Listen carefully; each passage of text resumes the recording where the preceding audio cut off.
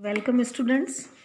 मैं विश्वप्रभा गुप्ता, सह आचार्य अर्थशास्त्र, राजकीय डूंगर महाविद्यालय, बीकानेर, राजस्थान से BA part second economics paper first की क्लास में हमारा टॉपिक चल रहा है Higgs trade cycle model, Higgs का व्यापार चक्र मॉडल, जिसके दो पार्ट हम कर चुके हैं। पहले पार्ट में हमने हिग्स के व्यापार चक्र सिद्धांत के विभिन्न तत्वों की व्याख्या की थी। दूसरे पार्ट में हमने हिग्स के व्यापार चक्र मॉडल का रेखाचित्रीय विश्लेषण किया था और अब हम तीसरा पार्ट ले रहे हैं, जिसमें हम ले रहे हैं हिग्स के व्यापार चक्र मॉडल की मान्यताएं, assumptions of Higgs trade cycle model. Higgs ने अपने व्यापार चक्र सिद्धांत में कई मान्यताओं को लिया है। उनमें सबसे पहली मान्यता है अर्थव्यवस्था प्रगतिशील है क्योंकि स्वायत्त निवेश में स्थिर दर से वृद्धि अर्थव्यवस्था को गतिमान संतुलन ग्रोइंग इक्विलिब्रियम में रखती है। दूसरी मान्यता ली गई है कि उपभोग फलन तथा प्रेरित निवेश फलन में समय पश्चता टाइम लैग गुणक और त्वरक की परस्पर क्रिया में समयांतर ढंग से गति लाती है। तीसरी मान्यता वो ये बताते हैं कि गुणक तथा त्वरक के मूल्य उत्पादन और आय संतुलन के हर स्तर पर स्थिर रहते हैं, उनमें कोई परिवर्तन नहीं होता। नेक्स्ट, पूर्ण रोजगार का स्तर। हिग्स कहते हैं कि पूर्ण रोजगार का स्तर अर्थव्यवस्था में ऊपर की ओर विस्तार होने पर साधनों की सीमितता के कारण प्रत्यक्ष नियंत्रण का कार्य करता है। इस बात को हमने रेखाचित्रीय विश्लेषण के अंतर्गत भी स्पष्ट किया था। नेक्स्ट है कि जब अर्थव्यवस्था अवनति की अवस्था में होती है तो त्वरक की क्रिया अर्थव्यवस्था में नीचे की ओर गिरावट की गति पर अप्रत्यक्ष नियंत्रण करती है। अगली मान्यता हिग्स लेते हैं कि बचत व निवेश गुणांक काल पर्यंत ऐसे ढंग से परिवर्तित होते हैं कि संतुलन पथ से ऊपर नीचे उतार चढ़ावों में समय पश्चता गति रखते हैं। नेक्स्ट, उपभोग फलन में एमपीसी यानी कि सीमांत उपभोग प्रवृत्ति 0 से अधिक होती है और इकाई से कम होती है तथा औसत पूंजी उत्पाद अनुपात यानी कि कैपिटल आउटपुट रेशियो सदैव शून्य से अधिक रहता है। कुल निवेश 0 से अधिक रहने के कारण व्यापार चक्र विस्फोटात्मक होते हुए भी अर्थव्यवस्था के शिखरों तथा तलों यानी कि सीलिंग्स एंड फ्लोर्स के भीतर रहते हैं। तो ये कुछ मान्यताएं थी जो हिग्स अपने व्यापार चक्र मॉडल में लेते हैं। अब हम लेते हैं हिग्स के सिद्धांत की आलोचना। हालांकि प्रोफेसर हिग्स का व्यापार चक्र सिद्धांत बहुत व्यावहारिक है और साथ ही तार्किक भी है और इसमें व्यापार चक्र के कई कारणों का समावेश एक साथ किया गया है, फिर भी ड्यूजनबेरी, मिल्टन फ्रीडमैन, स्मिथीज तथा शुम्पीटर आदि कुछ अर्थशास्त्री हैं जो इस सिद्धांत की काफ़ी आलोचना करते हैं। उनमें पहली आलोचना हम लेते हैं, गुणक तथा त्वरक का मूल्य स्थिर नहीं रहता, value of multiplier and accelerator do not remain constant. Higgs ये मानते हैं कि व्यापार चक्र की विभिन्न अवस्थाओं के दौरान गुणक एवं त्वरक का मूल्य स्थिर रहता है, लेकिन फ्रीडमैन और लुनबर्ग के अनुभव जन्य प्रमाणों के अनुसार व्यापार चक्र की विभिन्न अवस्थाओं में गुणक तथा त्वरक के मूल्य भी बदल जाते हैं। दूसरी आलोचना है कि स्वायत्त निवेश नियमित रूप से निरंतर नहीं बढ़ता, autonomous investment does not increase continuously. अब प्रोफेसर हिग्स ये मान के चलते हैं कि अर्थव्यवस्था में व्यापार चक्र की प्रत्येक अवस्था में स्वायत्त निवेश निरंतर बढ़ता रहता है और सतत गति से बढ़ता रहता है, किंतु शुम्पीटर कहते हैं कि प्रौद्योगिक परिवर्तनों के कारण, नव प्रवर्तनों के कारण स्वायत्त निवेश में उतार चढ़ाव संभव हो सकते हैं। इसके अलावा कुछ अर्थशास्त्री कहते हैं कि जब मंदी की अवस्था आती है और वित्तीय संकट उत्पन्न हो जाता है तो स्वायत्त निवेश सामान्य स्तर से नीचे भी गिर सकता है।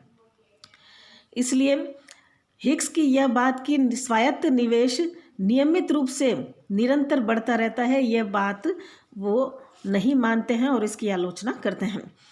तीसरी आलोचना की गई है कि वृद्धि केवल स्वायत्त निवेश पर निर्भर नहीं करती,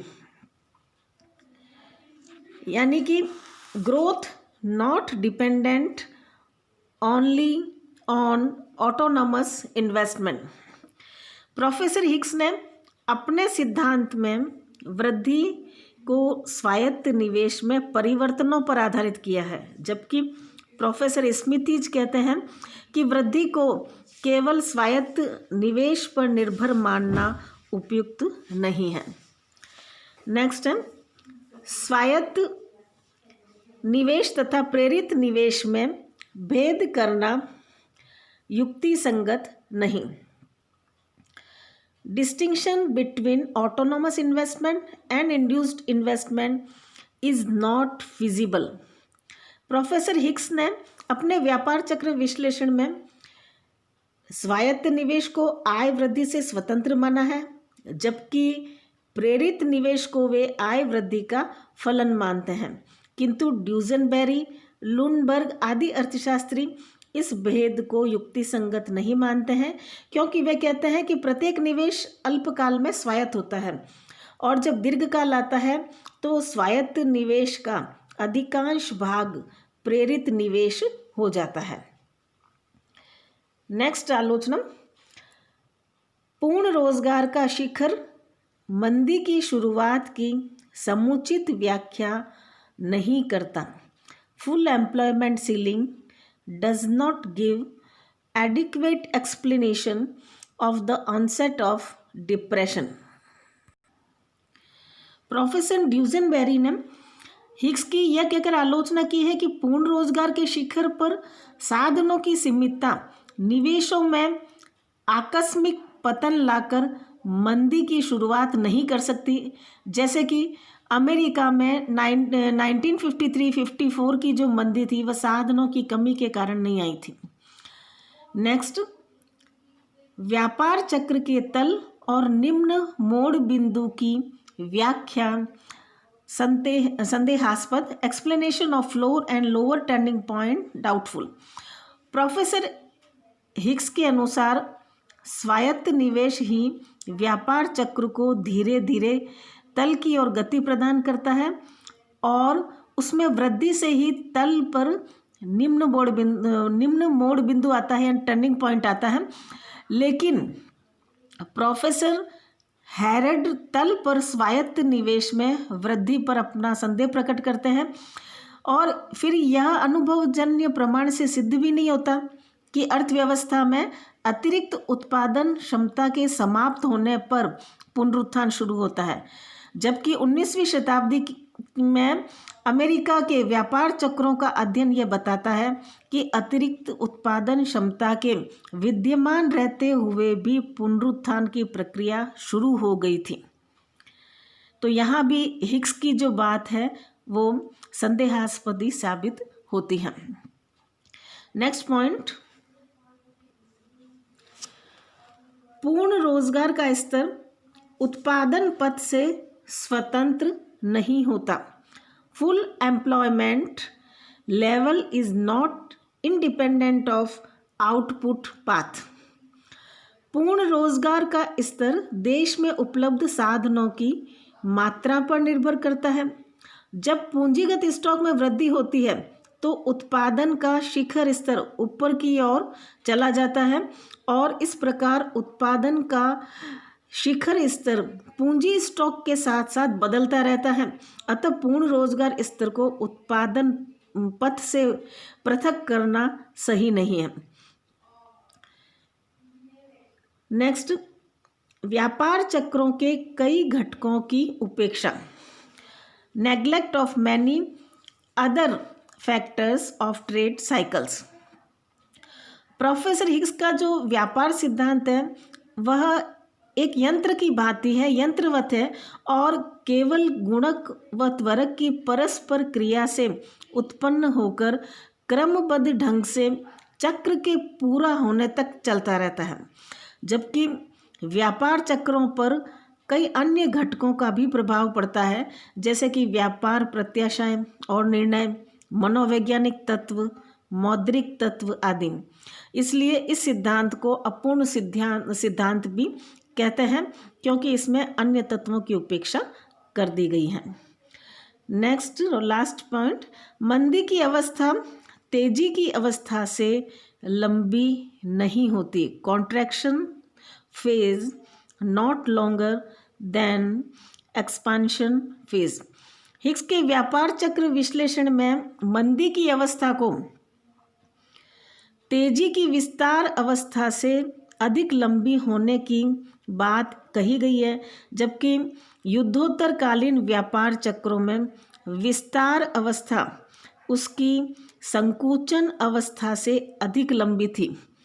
इस प्रकार ऐतिहासिक तथ्यों से हिग्स के विचारों की जो पुष्टि है वो नहीं हो पाती, यानी कि इतिहास जो है हिग्स के विचारों को पुष्टि प्रदान नहीं करता। तो इस तरह से हिग्स के सिद्धांत की कई आलोचनाएं की गई हैं, किंतु निष्कर्ष के तौर पर हम कह सकते हैं कि हालांकि हिग्स के सिद्धांत में कई कमियां हैं, कई खामियां हैं, और इस कारण इसकी आलोचना भी की जाती है, किंतु यह सिद्धांत व्यापार चक्र के कारणों और उसकी विभिन्न अवस्थाओं का बहुत ही तार्किक और क्रमबद्ध विश्लेषण प्रस्तुत करता है। इस सिद्धांत में हिग्स ने गुणक, त्वरक और विकास सिद्धांत तीनों का समन्वय किया है और व्यापार चक्रों में शिखरों तथा तलों से मोड़ बिंदुओं की बहुत ही संतोषजनक व्याख्या की है। इसलिए प्रोफेसर डनबर्ग और मैकडूगल कहते हैं कि हिग्स का व्यापार मॉडल व्यापार चक्रों के विश्लेषण में एक लाभदायक ढांचे का काम करता है तथा वृद्धि के ढांचे के भीतर अर्थव्यवस्था में चक्रीय उतार चढ़ावों का पर्याप्त सुंदर चित्रण प्रस्तुत करता है।